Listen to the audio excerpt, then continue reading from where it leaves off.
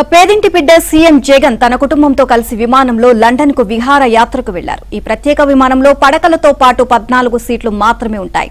విమానం అద్దె గంటకు 12 లక్షలు మాత్రమే. ఇది ప్రపంచంలోనే విలాసవంతమైంది.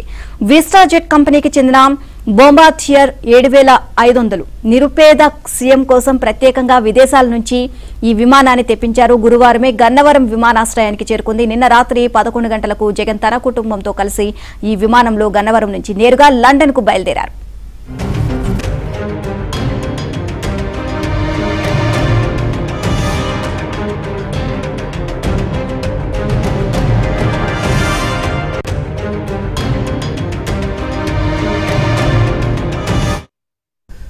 ఇక సీఎం భద్రత కోసం నలుగురు అధికారులు ముందుగానే లండన్ వెళ్లారు.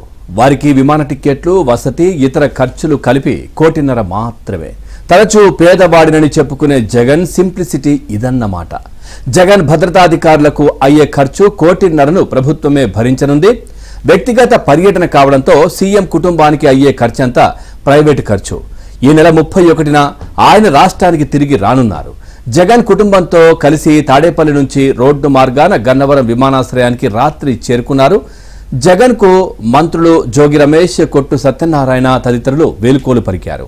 ఇక ఎన్ఆర్ఐ డాక్టర్ ఉయ్యూరు లోకేష్ బాబును గన్నవరం పోలీసులు అదుపులోకి తీసుకున్నారు. సీఎం జగన్ ను అడ్డుకునేందుకు ఆయన విమానాశ్రయానికి వచ్చినట్లు పోలీసులు చెబుతున్నారు. అయితే ఇవాళ రాత్రి ఢిల్లీ వెళ్లేందుకు ఆన్లైన్లో టికెట్ బుక్ చేసుకున్నారని, దాని ప్రింట్ కోసం విమానాశ్రయానికి వచ్చినట్లు లోకేష్ బాబు తెలిపారు.